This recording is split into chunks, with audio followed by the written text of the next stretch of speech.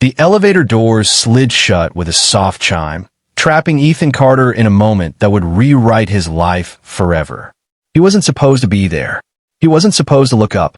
And yet, in that frozen second, when the lights flickered and the mirrored wall reflected a woman hurriedly pulling a silk blouse over her shoulders, Ethan's tired eyes met those of the most powerful CO in the city. Her gasp echoed louder than the elevator's stop. That single accidental glance, brief, human, and unplanned, set off a chain of events that would test his dignity, break his fears, and offer him a future he never believed he deserved.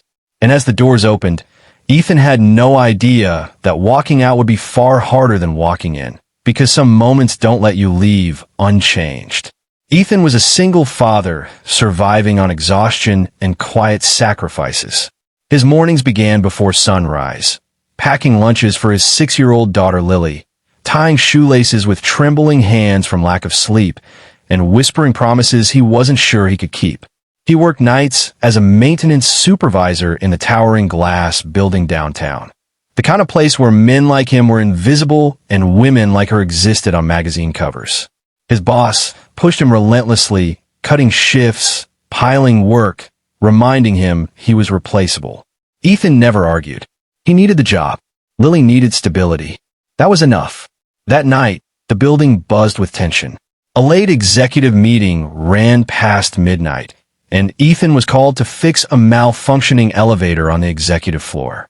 He entered quickly, toolbox in hand, eyes down. The elevator stalled between floors. The lights dimmed. And then it happened.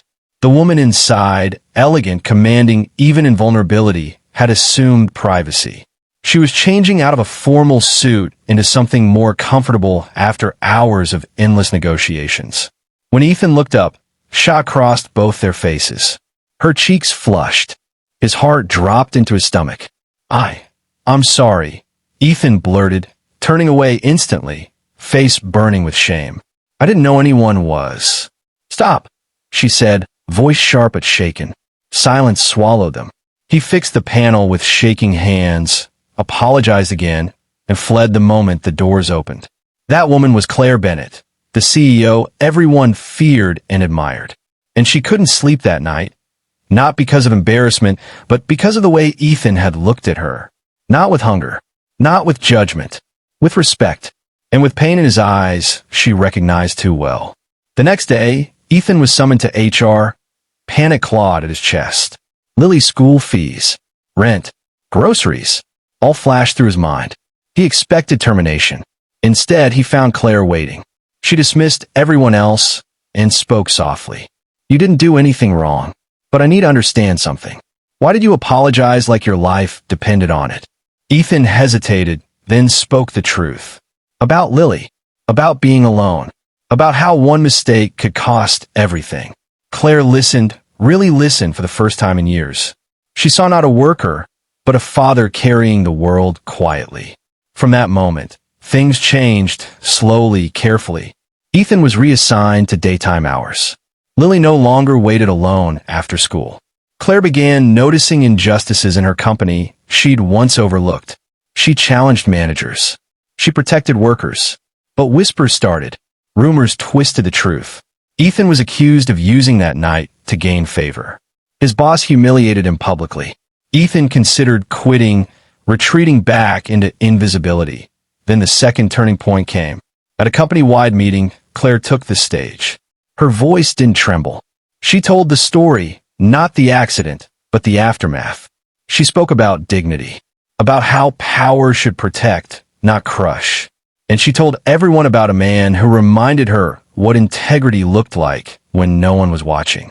Ethan stood frozen as the room erupted in stunned silence, then applause. But the real change happened at home. Lily hugged him tighter. You look happier, Daddy, she said. And he realized she was right. Claire and Ethan didn't rush into romance. What grew between them was trust, slow, honest, and grounded. She learned how loneliness felt without wealth.